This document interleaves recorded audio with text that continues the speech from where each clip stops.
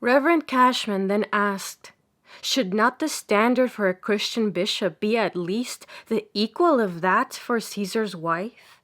Above suspicion? His Excellency Martinelli replied with a cynical shrug, not necessarily, by no means. Reverend Hodnett then fairly screamed, Jesus, Mary, and Joseph, protect us! Mother of purity, save the church! Tom, Reverend Cashman, get your hat. Let us get out of here. They are going to burst the Catholic Church in America.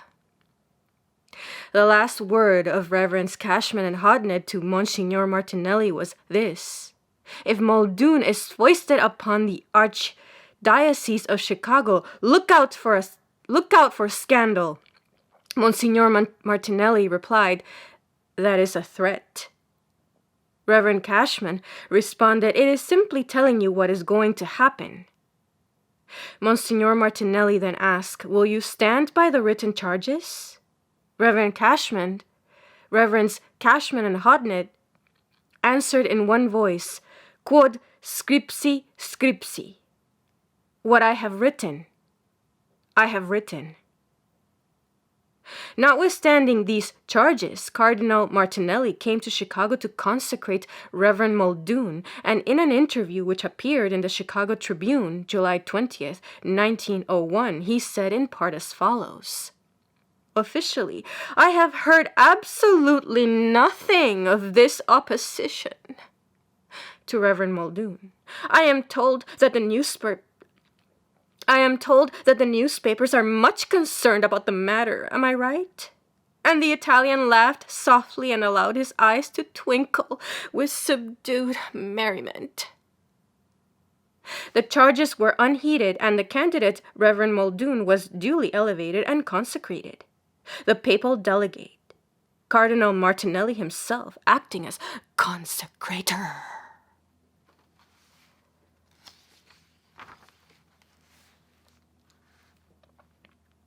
What induced the Pope to override the protests? What caused Cardinal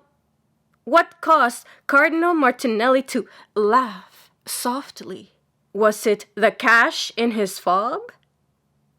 The arbitrary course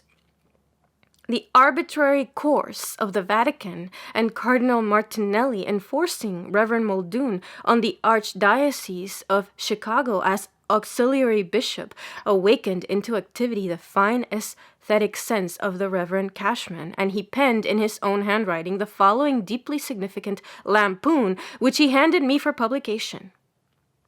What the people say to a popular tune. There is a bum bishop in Chicago who looked for a character to Paul Lowe. There is a bum bishop in Chicago, Bishop Peter J. Muldoon, who looked for a character to Paul Lowe, one of Cashman's parishioners. But Paul is so low his word wouldn't go, and now the bum bishop's at zero. And how did the bum become prelate? Ask Slippery Jim, His Eminence Cardinal Gibbons' name among priests. Ask Slippery Jim and his valet, Very Reverend D. Magnian, President, St. Mary's Seminary, Baltimore. That platter face Gaul. 'Twas he did it all, and that's how the bum became prelate. And hadn't the Dago, His Eminence Cardinal Martinelli, a hand in the job? Sure, and now he has the cash in his fob. And Rooker, Right Reverend Monsignor Rooker, Secretary Apostolic Delegation, and Ned, Reverend E. A. Kelly, Chicago, and Silly Pinhead, Reverend P. M. Flanagan, Chicago. And that's what they did, by gob. And now what will they do with the villain? Don't know, go ask Mrs. McGee, one of the women in the case.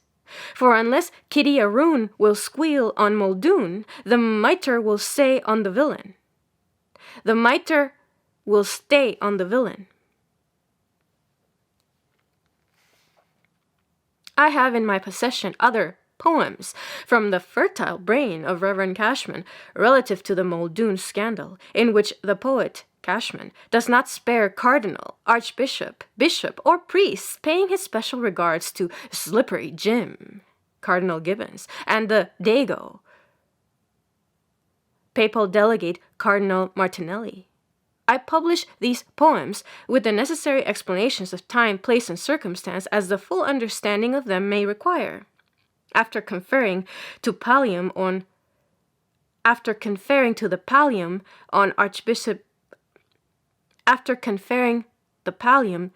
Archbishop John G. Keene at Dubuque, Iowa, in the spring of 1901, Cardinal Gibbons, accompanied by the Very Reverend Dr. McNean and Reverend E.A. Kelly, visited the home of Archbishop Feehan at Chicago in connection with the appointment of Reverend Muldoon to the auxiliary bishopric of Chicago. Soon thereafter, Gibbons went to Rome, and Pope Leo XIII, through Cardinal Ledachowski, prefect of the propaganda, caused to be issued bulls for the promotion of Muldoon. This, in brief, is the story that led up to the writing of the following poem by Reverend Cashman. The Dirge of the Lost Cause. Air, Yankee Doodle. Jimmy Gibbons, one of the women in the case, came to town, along with Eddie Kelly, His Eminence, Cardinal Gibbons. They called at Patty Feehan's house, Reverend E.A. Kelly, Chicago. They called at Patty Feehan's house, Archbishop Feehan of Chicago, and Jim rubbed Patty's belly. Oh, to hear old Patty moan! Oh, to see him a-crying! Oh, to hear his ullagon! Faith, it was a-trying! Now, Jim, says Pat, I'm so distressed they will not give me Peter, so go to Rome and fix the job, and surely I'll feel better. So Jim goes off to Dago town, Rome, and says to Ledachowski, His Eminence Cardinal Ledachowski, prefect of the propaganda, the Red Pope, Rome. Feehan's lad is not so bad, the boy is only frisky. And thus it was that Peter, Bishop Peter J. Muldoon, got the bishop's hat upon him. But Pat is dead, and Jim has said bad luck to Kelly and McNean. The death of Archbishop Feehan of Chicago, July 12, 1902, created an enviable vacancy controlling some $50 million. During the latter years of Feehan's reign, the Muldoonites had control of the archdiocese and its funds, owing to the disability of the archbishop, which was caused by excessive drink. Instead of taking steps to keep the archbishop in a normal state, his close friends among the Muldoonites actually encouraged him in his unfortunate weakness. Hence, on his death, they found themselves practically masters of the situation. Caucuses were held by day and night. Representatives were sent to Rome with unlimited funds, some for the Pope as Peter's pence, and some for the cardinals as honorariums for masses for the living and the dead, not forgetting a special memento that the Holy Ghost might direct them in their selection of a successor to Archbishop Feehan. The Pope and cardinals, in accordance with their usual custom, kept this profitable archdiocese vacant for several months in order to give other aspiring candidates a chance to come and see them.